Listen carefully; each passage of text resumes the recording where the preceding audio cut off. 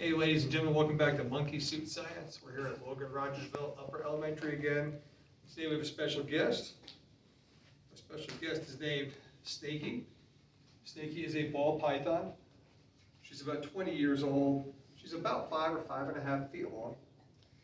Ball python is different than a lot of the snakes we have here in southwest Missouri that are dangerous, like a copperhead or a rattler. A python, like a constrictor, kills its prey by squeezing it to death. None of us that are here are in any danger because we're all way too big to be squeezed to death by a ball python. When I bring her to school, I carry her in a pillowcase, which I wrap up because she can breathe in there. And just like when you guys pull the blankets over your head when it's cold at night, it keeps the warm air close to her body. You see, Snakey's cold-blooded. Because she's cold-blooded, she really likes being around people.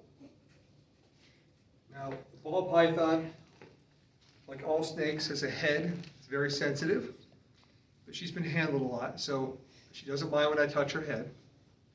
Just like a lot of the animals that you see, if you've got dogs and sometimes even cats at home, if you pat her belly,